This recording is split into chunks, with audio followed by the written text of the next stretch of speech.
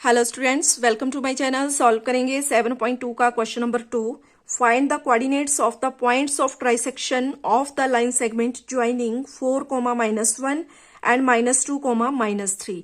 तो क्वेश्चन में एक लाइन सेगमेंट की बात की गई है जिसको ट्राइसेक्ट किया गया है। तो सपोज करो कि ये है वो लाइन सेगमेंट, इसको हमने नाम दे दिया लाइन सेगमेंट ए बी। तो ए के कोऑर्डिनेट्स के लिए हो जाएंगे 4, -1 और बी के कोऑर्डिनेट्स में आ गया -2, -3 और ये यहां पर x1 y1 और ये x2 y2। अब इस लाइन सेगमेंट को ट्राइसेक्ट किया जा रहा है, ठीक है। तो ट्राइसेक्ट के लिए यहां पर देखो ए से पी तक एक पॉइंट हो गया, इसको हमने पी बोल दिया। और यहां पर दूसरी बार इसको जब सेक्ट किया तो यहां पर आ गया क्यू। तो इस तरह ए से पी एक सेक्शन हो गया, पी से क्यू दूसरा, क्यू से बी तीसरा। तो इस तरह एक लाइन सेगमेंट को ट्राई सेक्शन में डिवाइड कर दिया गया। अब जिसमें ए और बी के कोऑर्डिनेट्स हमें पता है, पी और क्यू के फाइंड करने हैं, ठीक है। तो पी के कोऑर्डिनेट्स हम पहले फाइंड करेंगे, तो उसको हम लेट कर लेते हैं यहां पर x, y। और पी के कोऑर्डिनेट्स हमने फाइंड करने हैं, तो ए से पी तक ये हो गया वन पार्ट, इतना हो गया वन पार्ट ए से पी तक। और आगे पी से लेके बी तक यहां पर आएंगे टू पार्ट्स, 1 + 1 2। तो यहां पर इसके लिए रेशो हो जाएगी 1:2। अब पी पॉइंट के कोऑर्डिनेट्स हमने फाइंड करने हैं, तो उसके लिए हम सेक्शन फॉर्मूला यूज करेंगे, ठीक है। यहां एक्स के कोऑर्डिनेट फाइंड करने हैं, तो यहां x = m x2 + n x1 upon m + n। अब यहां पर m और n क्या है, जो हमें यहां पर रेशो गिवन है। वैल्यूज पुट कर लेंगे, तो m के लिए 1 × x2 -2 प्लस n के लिए 2 × x1 के लिए 4 अपॉन m + 1 दैट इज 1 + 2। आगे सॉल्व करेंगे तो -2 + 8 upon 3 that is 6 upon 3। Cut किया तो x की वैल्यू आ गई यहां पर 2। अब इसी तरह y के कोऑर्डिनेट को फाइंड करना है, तो उसके लिए फिर से सेक्शन फॉर्मूला में हो जाएगा m × y2 + n × y1 upon m + n। Values put करेंगे, तो m के लिए 1 × y2 के लिए आ जाएगा -3 प्लस n के लिए यहां पर 2 × y1 के लिए हो जाएगा -1 अपॉन 1 + 2।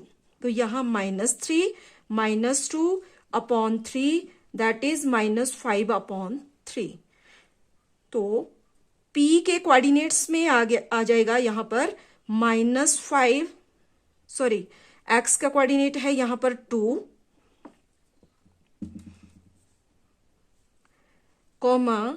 y का कोऑर्डिनेट आ गया -5 अपॉन 3। तो इस तरह जो पॉइंट P हमने ये लेट किया था उसके लिए 2, -5 अपॉन 3। तो एक पॉइंट के कोऑर्डिनेट हमने फाइंड कर लिए। अब इसी तरह हमें पॉइंट Q के कोऑर्डिनेट फाइंड करने हैं। तो देखो A से इतने पार्ट को अब हम नेग्लेक्ट कर देंगे, अब हम लेंगे P से B तक, ठीक है, P से B तक। तो B के कोऑर्डिनेट्स में जैसा है वैसा ही हमने लिख लेना है -2, -3, जिसको हम बोल रहे हैं x2 और y2। लेकिन अब P के कोऑर्डिनेट्स हमने फाइंड कर लिए हैं 2, -5 अपॉन 3। अब यहां पर देखो ये है Q पॉइंट। अब Q के कोऑर्डिनेट्स के लिए हम यहां लेट कर लेंगे x, y, जिस तरह से हमने पॉइंट P के लिए लेट किया था। अब यहां पर अगर रेशो की बात करें तो यहां पर भी 1, यहां पर भी 1, क्योंकि हमने इतना पार्ट लिया हुआ है, तो ये भी 1, ये भी 1। तो इसके लिए रेशो हो जाएगी 1:1। तो 2 इक्वल पार्ट्स में यहां पर डिवाइड किया गया है। Q यहां पर मिड पॉइंट की तरह है, ठीक है। Q मिड पॉइंट का काम कर रहा है P और B के लिए। तो क्यू के कोऑर्डिनेट्स फाइंड करने के लिए हम यहां पर मिड पॉइंट फॉर्मूला यूज कर लेंगे। यूजिंग मिड पॉइंट फॉर्मूला,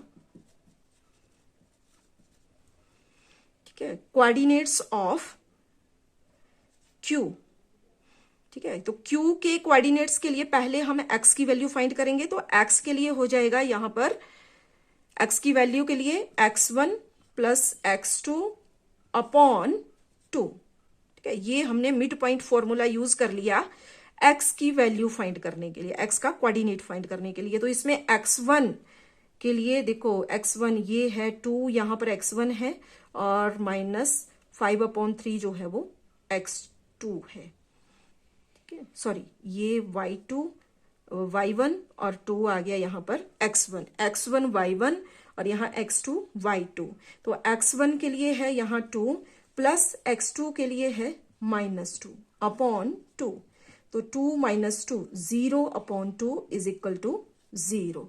तो यहाँ q के कोऑर्डिनेट में x की वैल्यू आ गई 0। अभी इसी तरह y के लिए y1 प्लस y2 अपॉन 2, ठीक है। तो y1 में यहां पर है -5/3 प्लस y2 के लिए है -3, ठीक है, और अपॉन 2। तो इसको आगे सॉल्व करेंगे तो -5/3 -3/2।